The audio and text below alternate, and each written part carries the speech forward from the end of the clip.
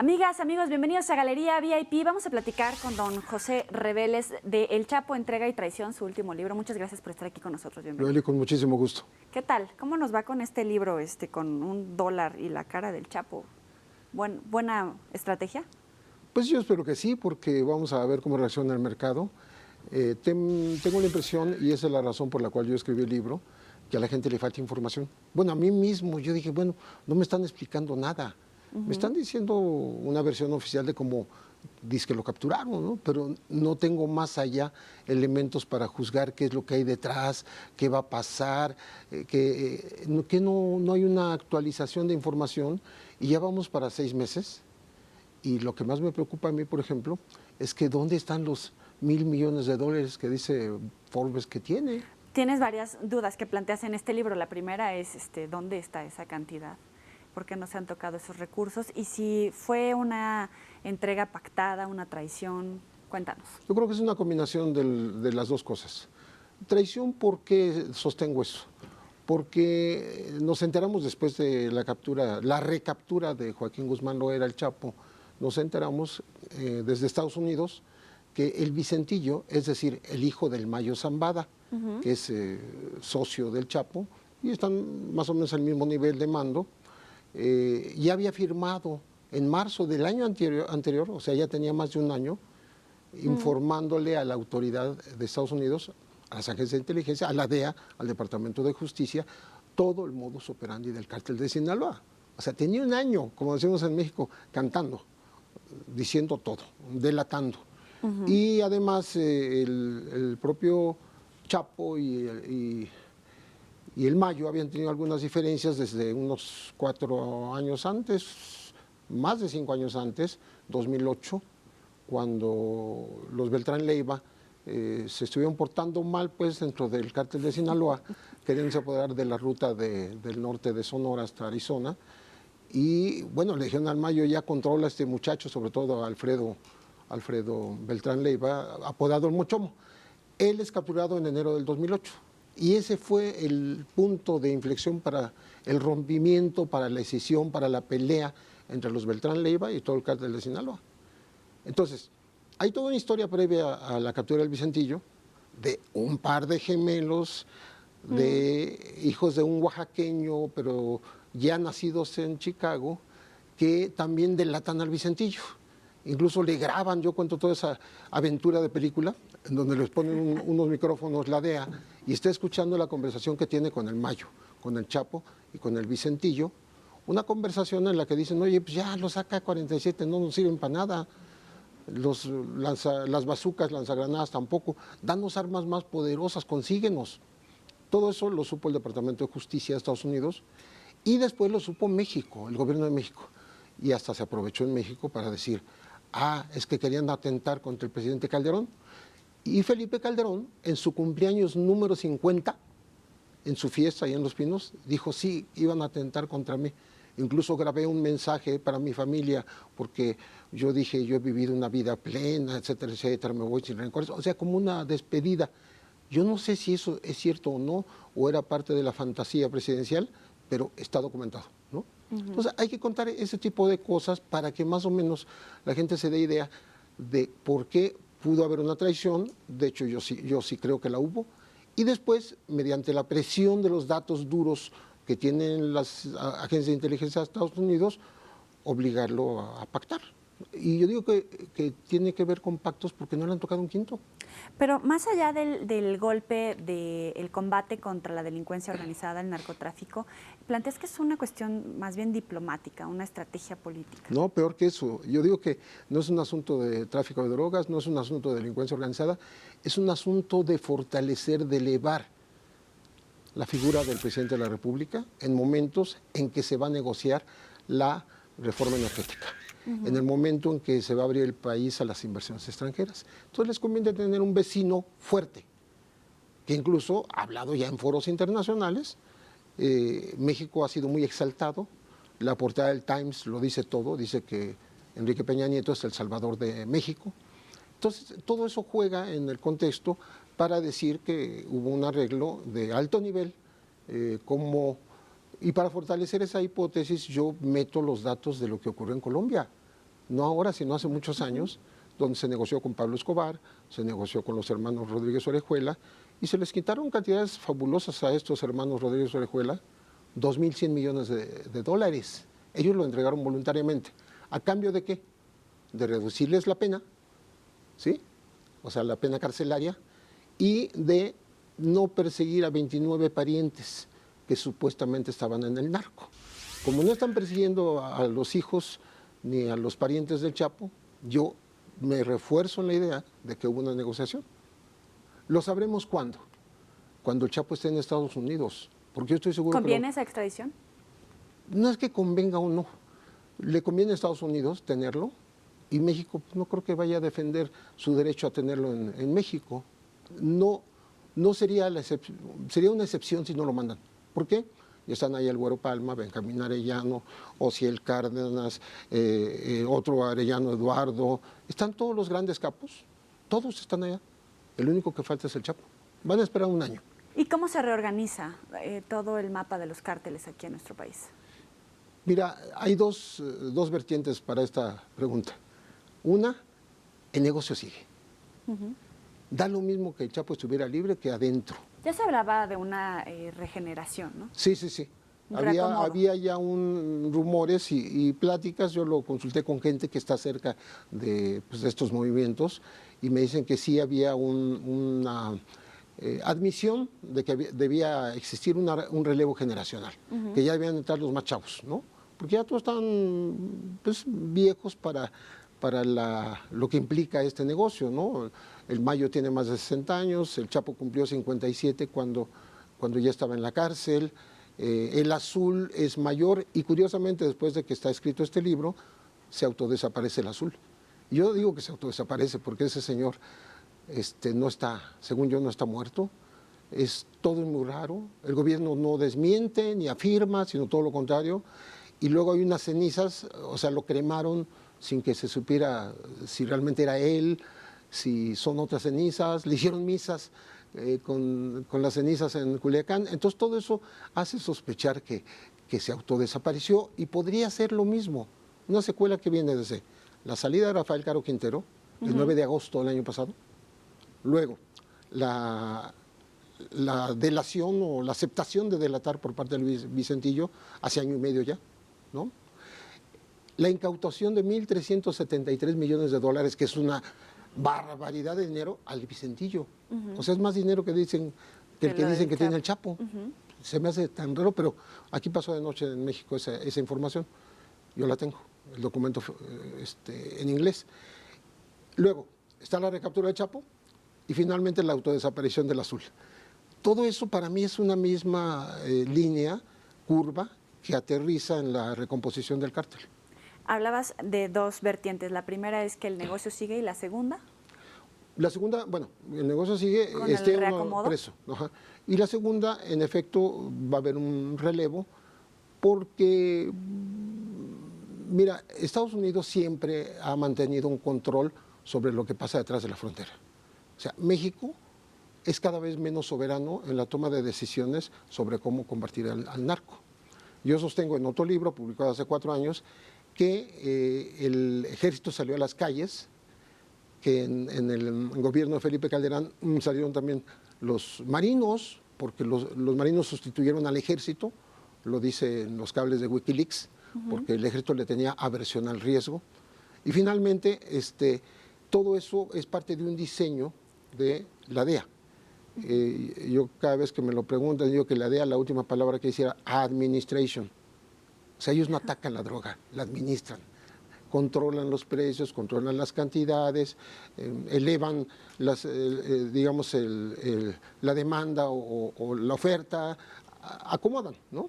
Y entonces parte de eso, México tiene un papel asignado porque yo creo que para nuestro auditorio lo que estamos conversando es la globalización de este negocio.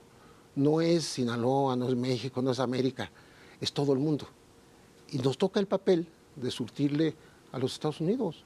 Y el fenómeno en Michoacán, el propio negocio con China, ¿cómo cambia eso las cosas? Mira, eso va a seguir hasta que el gobierno quiera.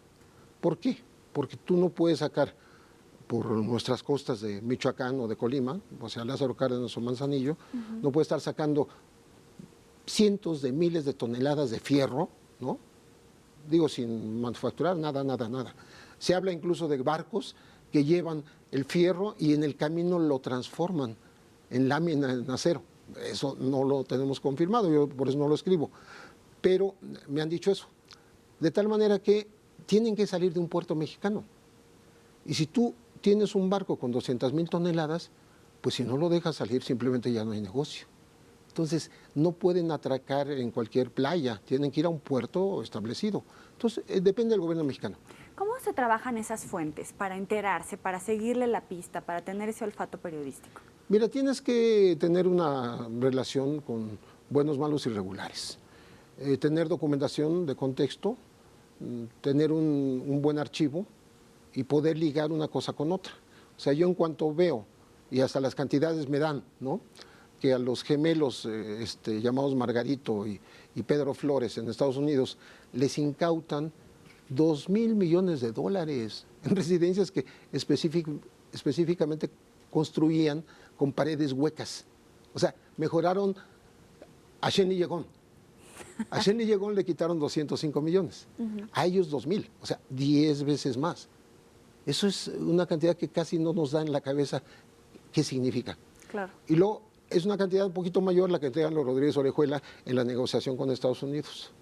Luego están los depósitos del cártel de Sinaloa en un solo banco de Estados Unidos por una cantidad que casi ni la puedo mencionar porque no dice nada, pero son 358,000 millones de dólares en pocos años. ¿Y qué provocó eso? Que juzgaran ese banco, que lo investigaran y le cobraran la fabulosa suma de 191 millones de dólares. Entonces hay que contar todo eso para que se den cuenta, como dice en su más reciente libro Roberto Saviano, el autor de Gomorra y ahora de 000, dice, es que tú no puedes entender los 70,000 muertos mexicanos sin el dinero internacional. Tú no puedes entender la caída de la economía italiana sin los narcos mexicanos. O sea, dice que bueno, y lo digo yo sacado de los jueces de Estados Unidos, cómo el dinero ilegal de las drogas incluso salva de la bancarrota a los bancos en el mundo. De ese tamaño es el negocio. Ahora, empezó en el Novedades, ¿no? Sí, ya ha desaparecido por mal periódico. Era tan malo que desapareció. De Guadalajara a la Carlos Septién, a Novedades, o primero fue como... No, ¿te sabes mi historia? No, antes estuve en la prensa, ¿sí? Que decía mi maestro que me llevó ahí, que es el maestro Horacio Guajardo, dice, ese era el periódico de las mayorías, ¿sí? O sea, realmente el periódico, decía que era el periódico que dice lo que otros callan, ¿te acuerdas que era el lema, no? Sí, yo estuve un rato en la prensa. En realidad soy fundador de Cenco, fue mi primer trabajo. O sea, ya tengo en esto muchísimo tiempo. ¿Y se puede ser un gran periodista independientemente del medio? Porque, por ejemplo, hubo grandes coberturas que no se publicaron en el Novedades y ese fue como el momento para dar el paso hacia otro medio. ¿O necesariamente se requiere de esa gran infraestructura, del respaldo de un gran medio para hacer estas grandes coberturas?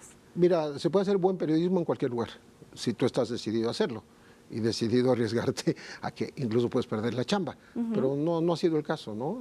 Yo creo que la prueba de que se puede hacer buen periodismo incluso en un periódico muy conservador, que era Novedades, por ejemplo, yo ahí publico el primer desaparecido de la lista del Comité Eureka, Epifanio Avilés Rojas, mayo 18 de 1969. Me acuerdo perfectamente incluso dónde. En Guerrero, participó en un triple asalto bancario, cuando los asaltos bancarios se llamaban expropiaciones, porque era la guerrilla incipiente de la Ciudad de México. Pero en ese momento no lo publicó Novedades, ¿o sí? Sí, lo publicamos Carlos Boroya en Excelsior y yo en Novedades. Entonces, sí es posible, ¿no?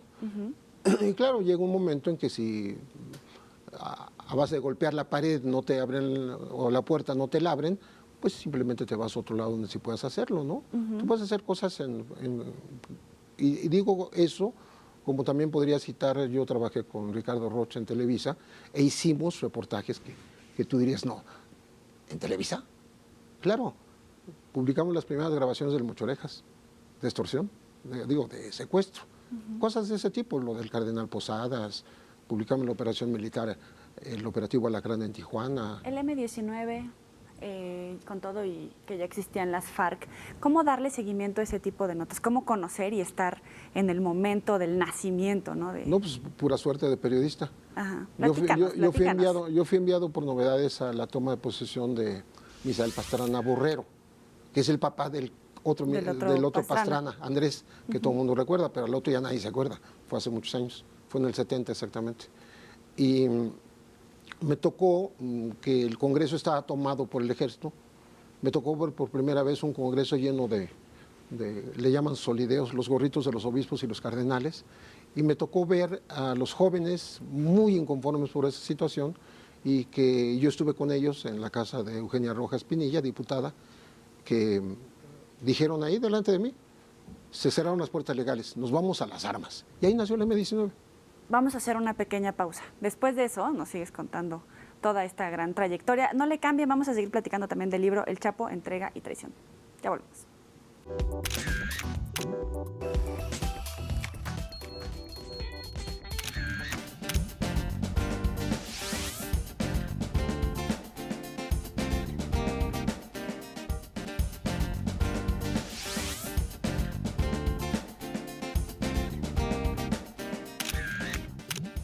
Gracias por seguir con nosotros en Galería VIP. Estamos platicando con el autor del Chapo, Entrega y Traición, José Reveles, que nos habla un poquito de su trayectoria, larga trayectoria, varios periódicos, pero también revistas, también la parte de comunicación social, pero estábamos ahorita en la creación, en el nacimiento del M-19.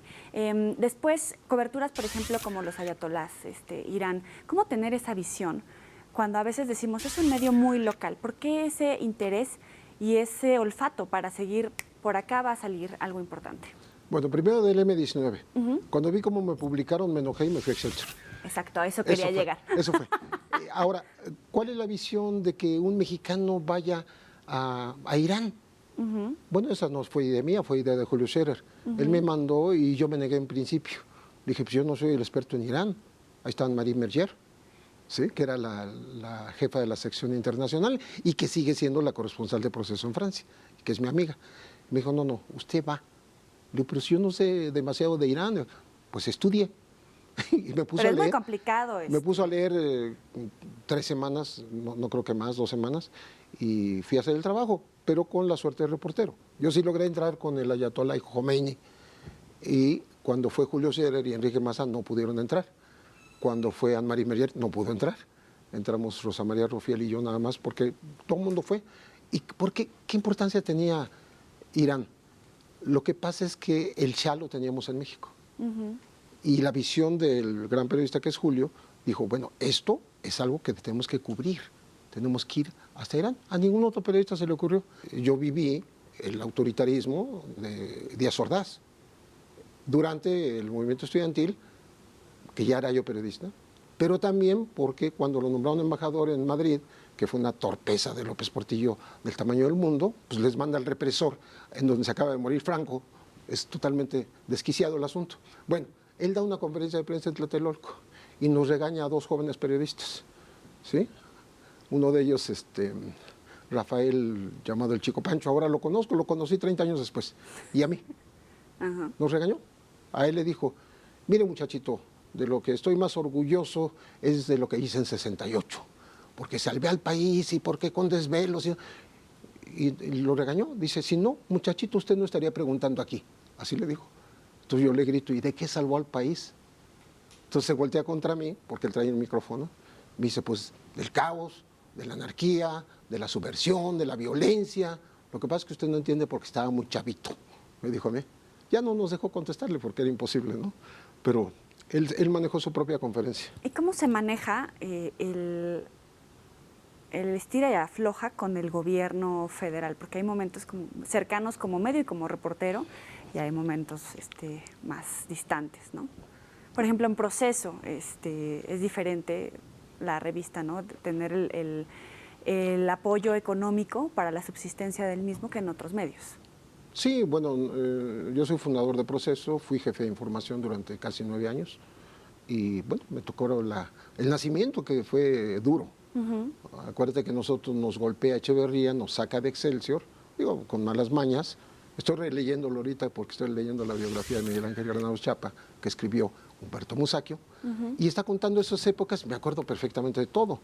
Entonces, los 4 primeros números de Proceso, que salieron en noviembre de 1976, salieron sin la autorización del gobierno, sin el papel que entonces controlaba el gobierno. El PIPSA, productora importadora de papel, te daba o no te daba, no te lo vendía, no es que te lo regalara, no te lo vendía. Entonces las bobinas para imprimir el Proceso vinieron de periódicos de los estados que fueron solidarios. Entre ellos El Porvenir de Monterrey, el Diario de Juárez, me parece, o sea, varios, Vanguardia de Saltillo, fueron periódicos solidarios con nosotros. Y logramos salir pese al gobierno, con mucho coraje del gobierno, ¿no? Y bueno, entonces la relación prensa-poder es una cosa que hay que analizar siempre, ¿no? Porque nos toca los tiempos autoritarios, luego los tiempos de una supuesta apertura democrática que no lo son, y luego los tiempos del supuesto pluralismo, los actuales, para mí, en donde ya tenemos un Congreso que no debate. ¿Y los medios? ¿Qué Por eso estamos te digo, haciendo? ante un Congreso que no debate, ¿qué hacen los medios? Pues tratan de debatir lo que no se dijo allá adentro. O sea, es el papel. La sociedad está necesitada de información. Por eso hay que hacer estos libros que yo le llamo un libro de emergencia, para que la gente se entere. Pero también hay que hacer un libro sobre la reforma energética y hay que hacer uno sobre las telecomunicaciones. Hay que hacer muchas cosas que no puede hacer una sola persona, que cada quien, el especialista en cada tema, puede abordarlo y explicarle a la gente qué es lo que realmente está detrás. ¿Hay alguna historia que a la distancia le gustaría reescribir o corregir? No, algo en especial, pues me gustaría haber hecho un poco más por el tema de los desaparecidos, que yo lo conocí desde el principio, pero estamos hablando de los desaparecidos que eran la gente de oposición, los guerrilleros, la gente que, como dijo José López Portillo, los jóvenes idealistas equivocados, que pensaron que había que cambiar el país con las armas y que logramos que algunos salieran, 149 de las cárceles, pero no todos. Y digo que me gustaría haber hecho más porque no se hubiera repetido el fenómeno que ahora lo vemos tan masivo en el país, que ya no son los opositores, ya no son la gente crítica al gobierno, es cualquier ciudadano que pasa por el retén equivocado. Digo, eso lo sigo haciendo hasta la fecha. ¿Y hay algún tema que le divierta pero lo tenga como muy en el closet? ¿Solo para José Reveles? Yo entrevisté a Jorge Luis Borges durante 4 años en Buenos Aires, entrevisté a Rafael Alberti en España, entrevisté a Nicolás Guillén y Alejo Carpentier en Cuba. O sea, tengo esa fortuna de haberme encontrado con grandes hombres, grandes escritores, grandes cineastas en la ex Unión Soviética, con Roger Carmen. O sea, no nada más he escrito estas cosas. Lo que pasa es que llega un momento en que no te da tiempo de otra cosa. Te especializas en eso y tienes que entrarle. Y lo importante es que no pierdas ni la alegría, ni el buen humor, ni pierdas tu vida, tu vida cotidiana. ¿Sí? José Reveles seguro tiene sus pecados y aquí hay una sección que se llama Los 7 pecados.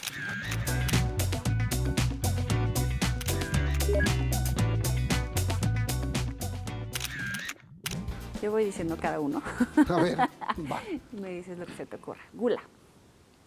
Me encanta comer. Vengo de comer muy rico ahora. ¿Lujuria? Sí, cuando se es posible. ¿Pereza? No, casi no me da. ¿Soberbia?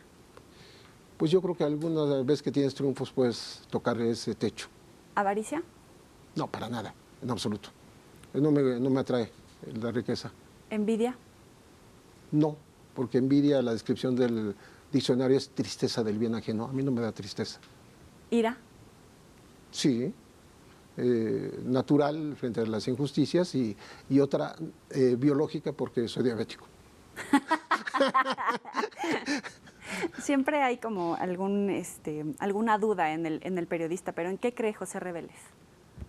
Pues yo creo que México tiene que ser un país despierto, informado, luchón como ha sido en su historia, que sea capaz de conseguir lo que quiere, lo mejor para el país y no dejarse avasallar por los poderes, ¿no? Llámense como se llamen. Cuando digo poderes no hablo nada más del gobierno, ni del poder legislativo, judicial y ejecutivo. Hablo de los poderes en general que tienen que ver con los medios, con la iglesia, con las sectas, con los sindicatos, etcétera, etcétera. Yo creo que podemos tener una ciudadanía que incluso no ceda ante los poderes partidarios.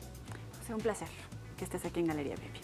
Yo, Eli, te lo agradezco mucho. Y gracias a ustedes por acompañarnos. Nos vemos la próxima. Lean el libro, pásenla bien.